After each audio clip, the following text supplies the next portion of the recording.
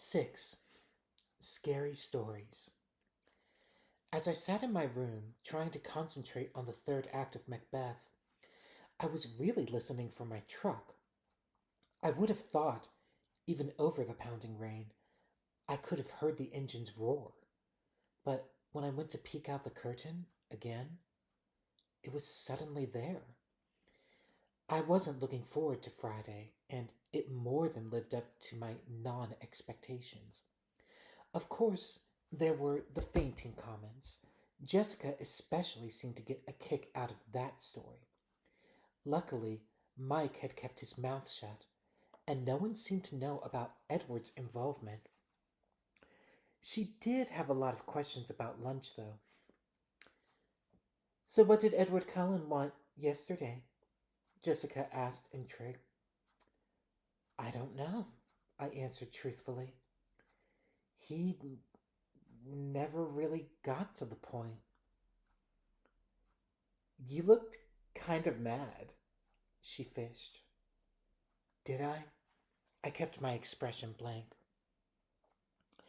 You know, I've never seen him sit with anyone but his family before. That was weird. Weird, I agreed. She seemed annoyed. She flipped her dark curls impatiently. I guessed she'd been hoping to hear something that would make a good story for her to pass on. The worst part about Friday was that even though I knew he wasn't going to be there, I still hoped. When I walked into the cafeteria with Jessica and Mike, I couldn't keep from looking at his table where Rosalie, Alice, and Jasper sat talking, heads close together, and I couldn't stop the gloom that engulfed me as I realized I didn't know how long I would have to wait before I saw him again. At my usual table, everyone was full of our plans for the next day. Mike was animated again, putting a great deal of trust in the local weatherman who promised sun tomorrow. I'd have to see that before I believed it. But it was warmer today, almost 60. Maybe the outing wouldn't be completely miserable.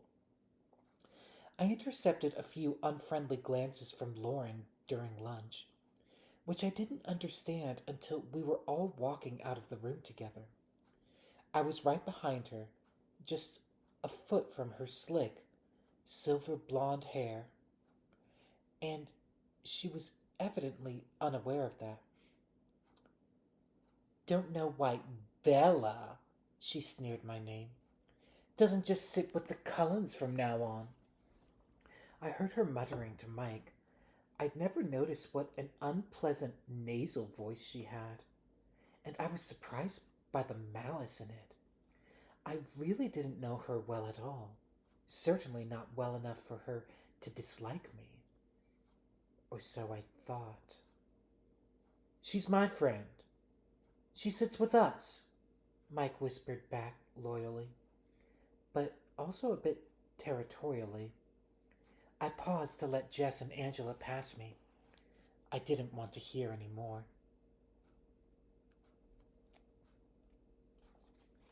That night at dinner, Charlie seemed enthusiastic about my trip to La Push in the morning. I think he felt guilty for leaving me home alone on the weekends, but he'd spent too many years building his habits to break them now. Of course, he knew the names of all the kids going, and their parents, and their great grandparents too, probably. He seemed to approve. I wondered if he would approve of my plan to ride to Seattle with Edward Cullen. Not that I was going to tell him. Dad, do you know a place called Goat Rocks or something like that? I think it's south of Mount Rainier, I asked casually. Yeah? Why? I shrugged. Some kids were talking about camping there. It's not a very good place for camping. He sounded surprised. Too many bears. Most people go there during the hunting season. Oh. I murmured. Maybe I got the name wrong. I meant to sleep in, but an unusual brightness woke me. I opened my eyes to see a clear yellow light streaming through my window. I couldn't believe it. I hurried to the window to check, and sure enough, there was the sun. It was in the wrong place in the sky, too low, and it didn't seem to be as close as it should be. But it was definitely the sun. Clouds ringed the horizon, but a large patch of blue was visible in the middle. I lingered by the window as long as I could, afraid that if I left the blue would disappear again. The Newton's Olympic Outfitters store was just north of town. I'd seen the store, but I'd never stopped there, not having much need for any supplies required for being outdoors over an extended period of time. In the parking lot, I recognized Mike's Suburban and Tyler's Sentra. As I pulled up next to their vehicles, I could see the group standing around in front of the Suburban. Eric was there, along with two other boys I had class with. I was fairly sure their names were Ben and Connor. Jess was there, flanked by Angela and Lauren. Three other girls stood with them, including one I remembered falling over in gym on Friday. That one gave me a dirty look as I got out of the truck and whispered something to Lauren. Lauren shook out her corn silk hair and eyed me scornfully. So, it was going to be one of those days. At least Mike was happy to see me. "You came!" he called, delighted. "And I said it would be sunny today, didn't I?" "I told you I was coming," I reminded him. "We're just waiting for Lee and Samantha." "Unless you invited someone," Mike added. "Nope," I lied lightly, hoping I wouldn't get caught in the lie, but also wishing that a miracle would occur and Edward would appear. Mike looked satisfied. "Will you ride in my car?" "It's that or Lee's mom's minivan." "Sure." He smiled blissfully. It was so easy to make Mike happy. "You can have shotgun," he promised. I hid my chagrin. It wasn't as simple to make Mike and Jessica happy at the same time. I could see Jessica glowering at us now. The numbers worked out in my favor, though. Lee brought 2 extra people, and suddenly every seat was necessary. I managed to wedge Jess in between Mike and me and the front seat of the Suburban. Mike could have been more graceful about it, but at least Jess seemed appeased. It was only 15 miles to La Push from Forks, with gorgeous dense green forest edging the road most of the way, and the wide Quileute River snaking beneath it twice. I was glad I had the window seat. We'd rolled the windows down. The Suburban was a bit claustrophobic with 9 people in it, and I tried to absorb as much sunlight as possible. I'd been to the beaches around La Push many times during my Forks summers with Charlie, so the mile-long crescent of First Beach was familiar to me. It was still breathtaking. The water was dark gray, even in the sunlight, white-capped and heaving to the gray, rocky shore. Islands rose out of the Seal Harbor waters with sheer cliff sides, reaching to uneven summits, and crowned with austere, soaring firs. The beach had only a thin border of actual sand at the water's edge, after which it grew into millions of large, smooth stones that looked uniformly gray from a distance, but close up were every shade a stone could be: terracotta, sea green, lavender, blue-gray, dull gold. The tide line was strewn with huge driftwood trees, bleached bleached bone white in the salt waves, some piled together against the edge of the forest fringe, some lying solitary, just out of reach of the waves. There was a brisk wind coming off the waves, cool and briny. Pelicans floated on the swells, white seagulls, and a lone eagle wheeled above them. The clouds still circled the sky, threatening to invade at any moment. But for now, the sun shone bravely in its halo of blue sky. We picked our way down to the beach, Mike leading the way to a ring of driftwood logs that had obviously been used for parties like ours before. There was a fire circle already in place, filled with black ashes. Eric and the boy I thought was named Ben gathered broken branches of driftwood from the drier piles against the forest edge, and soon had a teepee-shaped construction built atop the old cinders. "Have you ever seen a driftwood fire?" Mike asked me. I was sitting on one of the bone-colored benches. The other girls clustered, gossiping excitedly on either side of me. Mike knelt by the fire, lighting one of the smaller sticks with a cigarette lighter. "No," I said, as he placed the blazing twig carefully against the teepee. "You'll like this, then. Watch the colors." He lit another small branch and laid it alongside the first. The flames started to lick quickly up the dry wood.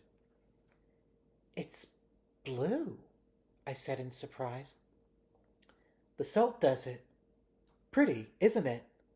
He lit one more piece, placed it where the fire hadn't yet caught, and then came to sit by me. Thankfully, Jess was on his other side. She turned to him and claimed his attention. I watched the strange blue and green flames crackle toward the sky.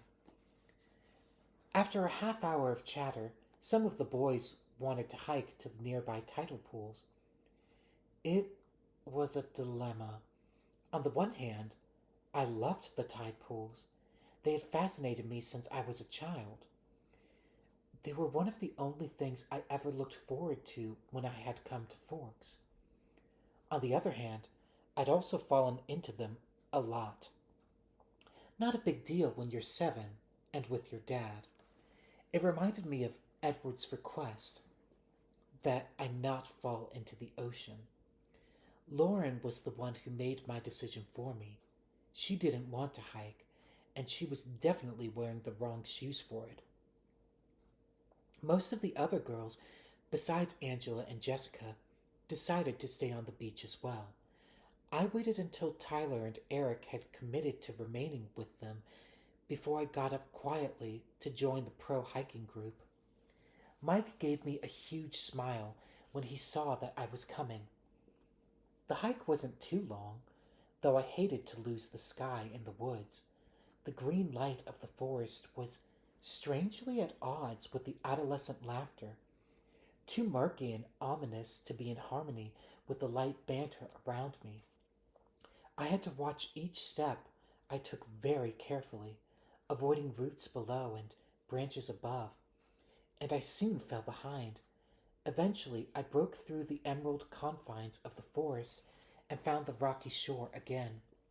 It was low tide, and a tidal river flowed past us on its way to the sea.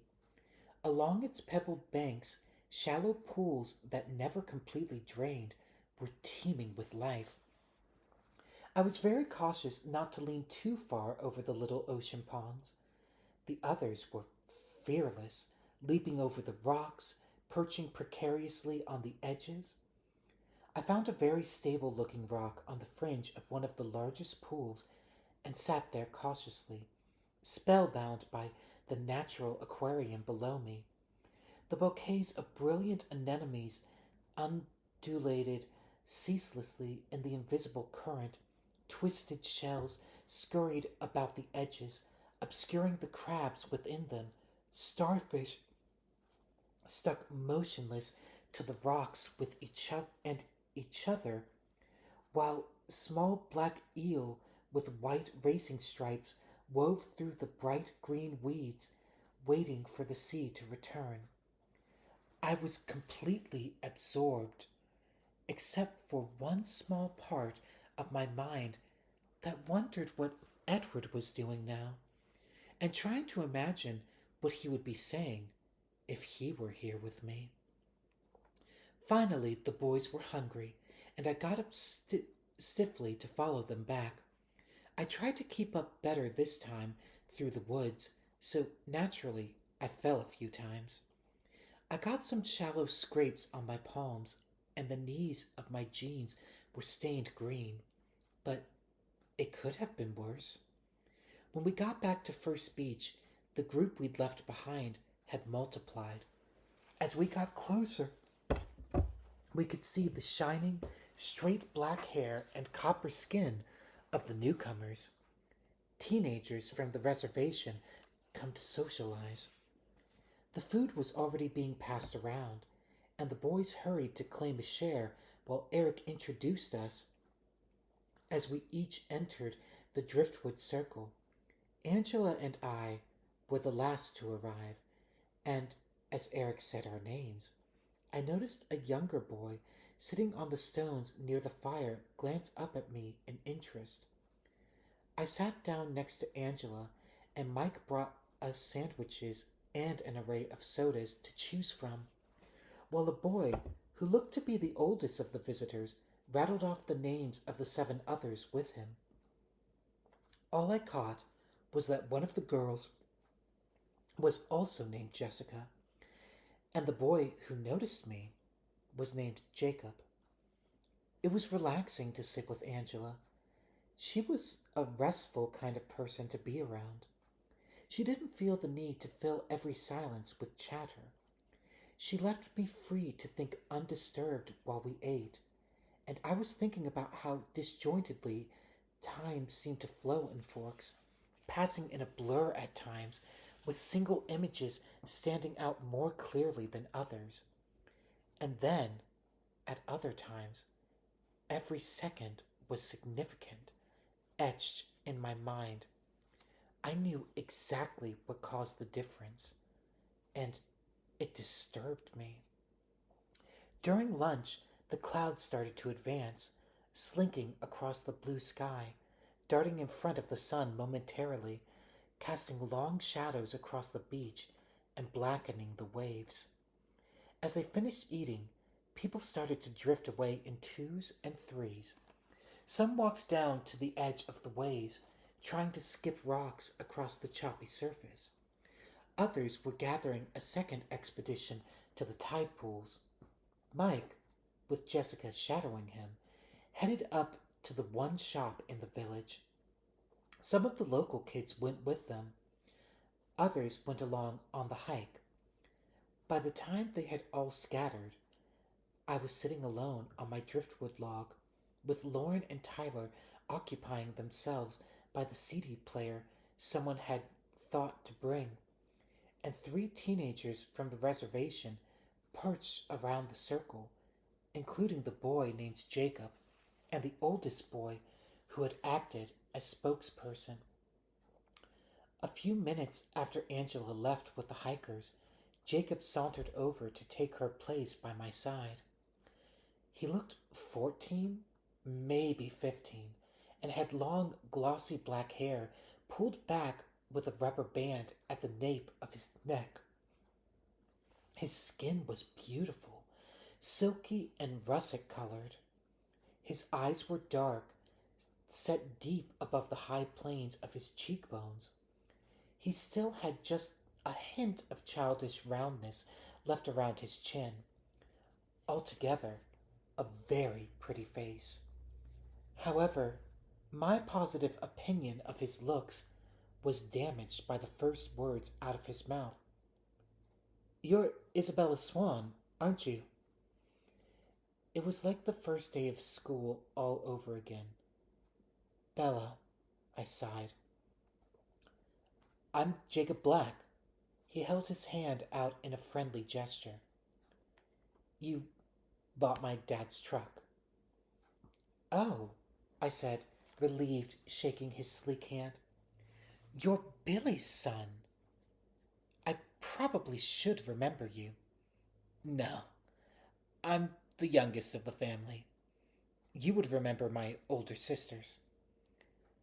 Rachel and Rebecca, I suddenly recalled.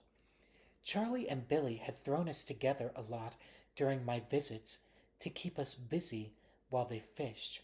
We were all too shy to make much progress as friends. Of course, I picked up enough tantrums to end the fishing trips by the time I was 11. Are they here? I examined the girls at the ocean's edge, wondering if I would recognize them now. No, Jacob shook his head. Rachel got a scholarship to Washington State, and Rebecca married a Samoan surfer. She lives in Hawaii now. Married? Wow. I was stunned. The twins were only a little over a year older than I was. So, how do you like the truck? He asked. I love it. It runs great. Yeah, but it's really slow. He laughed. I was so relieved when Charlie bought it. My dad wouldn't let me work on building another car when we had a perfectly good vehicle right there. It's not that slow, I objected. Have you tried to go over 60? No, I admitted. Good. Don't. He grinned. I couldn't help grinning back. It does great in a collision, I offered in my truck's defense. I don't think a tank could take out that old monster, he agreed with another laugh. So, you build cars? I asked, impressed. When I have free time. And parts. You wouldn't happen to know where I could get my hands on a master cylinder for a 1986 Volkswagen Rabbit? He asked jokingly. He had a pleasant, husky voice. Sorry, I laughed. I haven't seen any lately, but I'll keep my eyes open for you. As if I knew what that was. He was very easy to talk with. He flashed a brilliant smile, looking at me appreciatively in a way I was learning to recognize. I wasn't the only one who noticed. You know Bella, Jacob? Lauren asked, in what I imagined was an insolent tone, from across the fire. We've sort of known each other since I was born, he laughed, smiling at me again. How nice. She didn't sound like she thought it was nice at all, and her pale, fishy eyes narrowed. Bella, she called again, watching my face carefully. I was just saying to Tyler that it was too bad none of the Cullens could come out today. Didn't anyone think to invite them? Her expression of concern was unconvincing. You mean Dr. Carlisle Cullen's family? The tall older boy asked before I could respond, much to Lauren's irritation.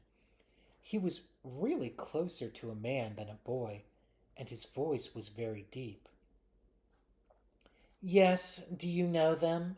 She asked condescendingly, turning halfway toward him. The Cullens don't come here, he said in a tone that closed the subject, ignoring her question. Tyler, trying to win back her attention, asked Lauren's opinion on a CD he held. She was distracted. I stared at the deep-voiced boy, taken aback, but he was looking away toward the dark forest behind us. He'd said that the Cullens didn't come here, but his tone had implied something more. That they weren't allowed. They were prohibited. His manner left a strange impression on me, and I tried to ignore it without success. Jacob interrupted my meditation. So, is Forks driving you insane yet? Oh, I'd say that's an understatement, I grimaced. He grinned understandingly. I was still turning over the brief comment on the Cullens, and I had a sudden inspiration. It was a stupid plan, but I didn't have any better ideas. I hoped that young Jacob was as yet inexperienced around girls so that he wouldn't see through my sure to be pitiful attempts at flirting. Do you want to walk down the beach with me? I asked, trying to imitate that way Edward had of looking up from underneath his eyelashes. It couldn't have nearly the same effect, I was sure, but Jacob jumped up willingly enough. As we walked north across the multi-hued stones toward the driftwood seawall, the clouds finally closed ranks across the sky, causing the sea to darken and the temperature to drop. I shoved my hands deep into the pockets of my jacket. So you're, what, 16? I asked, trying not to look like an idiot as I fluttered my eyelids the way I'd seen girls do on TV. I just turned 15, he confessed, flattered. Really? My face was full of false surprise. I would have thought you were older. I'm tall for my age, he explained. Do you come up to Forks much? I asked archly, as if I was hoping for a yes. I sounded idiotic to myself. I was afraid he would turn on me with disgust and accuse me of my fraud, but he still seemed flattered. Not too much, he admitted with a frown. But when I get my car finished, I can go up as much as I want. After I get my license, he amended. Who was that other boy Lauren was talking to? He seemed a little old to be hanging out with us. I purposefully lumped myself in with the youngsters, trying to make it clear that I preferred Jacob. That's Sam. He's 19, he informed me. What was that he was saying about the doctor's family? I asked innocently. The Cullens? Oh, they're not supposed to come onto the reservation. He looked away, out toward James Island, as he confirmed what I thought I'd heard in Sam's voice. Why not? He glanced back at me, biting his lip. Oops. I'm not supposed to say anything about that. Oh, I won't tell anyone. I'm just curious. I tried to make my smile alluring, wondering if I was laying it on too thick. He smiled back, though, looking allured. Then he lifted one eyebrow, and his voice was even huskier than before. Do you like scary stories? He asked ominously. I love them, I enthused, making an effort to smolder at him. Jacob strolled to a nearby driftwood tree that had its roots sticking out like the attenuated legs of a huge pale spider. He perched lightly on one of the twisted roots while I sat beneath him on the body of the tree. He stared down at the rocks, a smile hovering around the edges of his broad lips. I could see he was going to try to make this good. I focused on keeping the vital interest I felt out of my eyes. Do you know any of our old stories? About where we come from. The Quaaludes, I mean, he began. Not really, I admitted. Well, there are lots of legends, some of them claiming to date back to the flood. Supposedly, the ancient Quaaludes tied their canoes to the tops of the tallest trees on the mountain to survive, like Noah and the Ark. He smiled to show me how little stock he put in the histories. Another legend claims we were that we descended from wolves, and that the wolves are our brothers still. It's against tribal law to kill them. Then there are the stories Then there are the stories about the cold ones. His voice dropped a little lower. The cold ones? I asked, not faking my intrigue now. Yes, there are stories of the cold ones as old as the wolf legends, and some much more recent. According to legend, my own great grandfather knew some of them. He was the one who made the treaty that kept them off our land. He rolled his eyes. Your great grandfather? I encouraged. He was a tribal elder, like my father. You see, the cold ones are the natural enemies of the wolf. Well, not the wolf, really, but the wolves that turn into men, like our ancestors. You would call them werewolves. Werewolves have enemies? Only one. I stared at him earnestly, hoping to disguise my impatience as admiration. So, you see, Jacob continued, the cold ones are traditionally our enemies. But this pack that came to our territory during my great grandfather's time was different. They didn't hunt the way others of their kind did. They weren't supposed to be dangerous to the tribe. So, my great grandfather made a truce with them. If they would promise to stay off our lands, we wouldn't expose them to the pale faces. He winked at me. If they weren't dangerous, then why? I tried to understand, struggling not to let him see how seriously I was considering his ghost story. There's always a risk for humans to be around the cold ones, even if they're civilized like this clan was. You never know when they might get too hungry to resist. He deliberately worked a thick edge of menace into his tone. What do you mean, civilized? They claimed that they didn't hunt humans.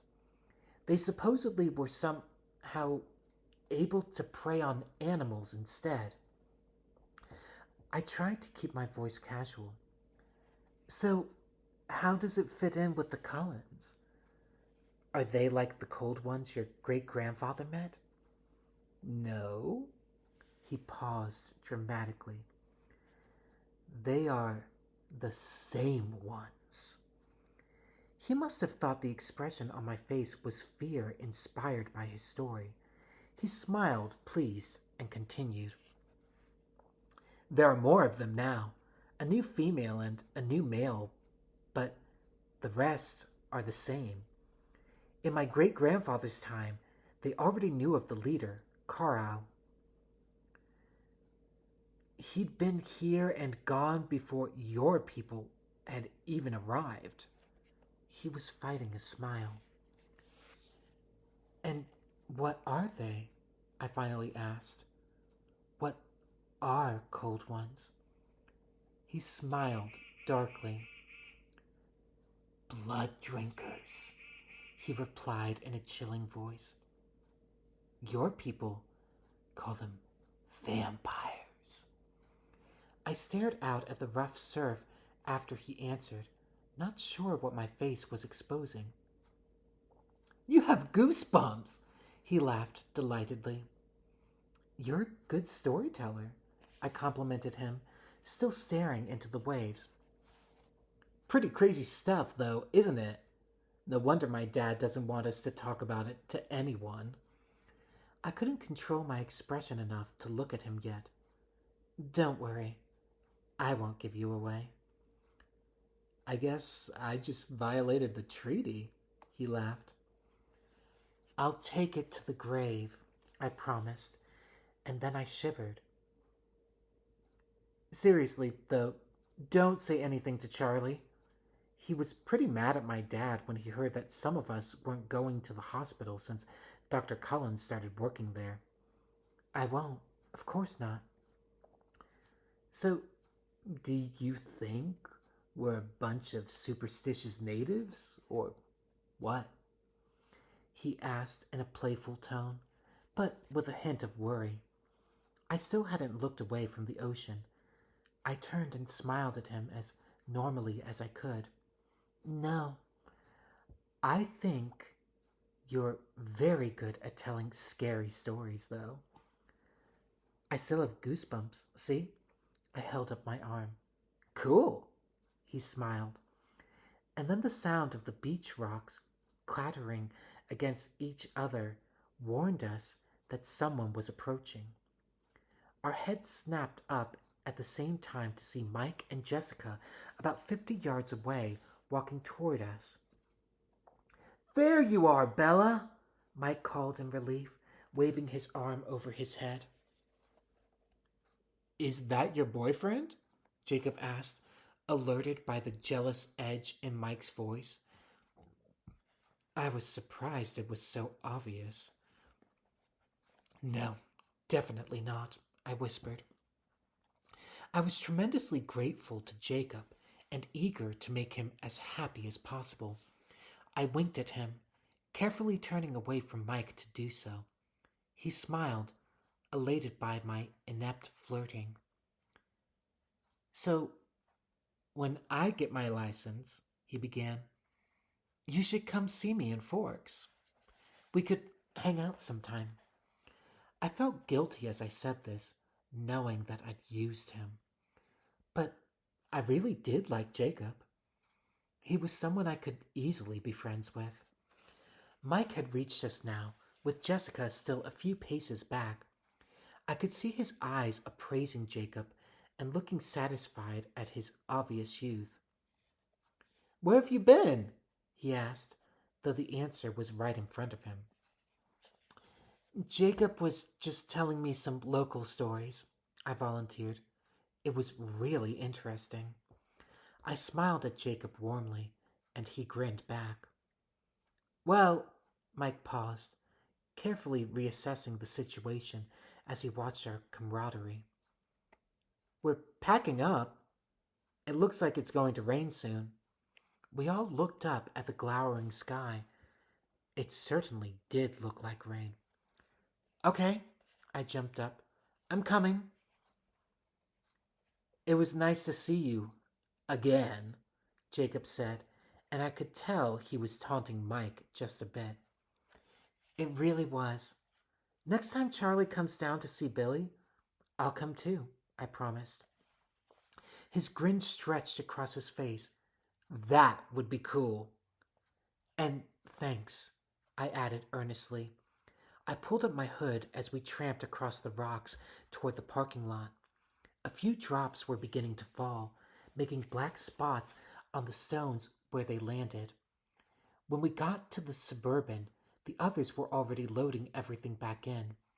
I crawled into the back seat by Angela and Tyler, announcing that I'd already had my turn in the shotgun position.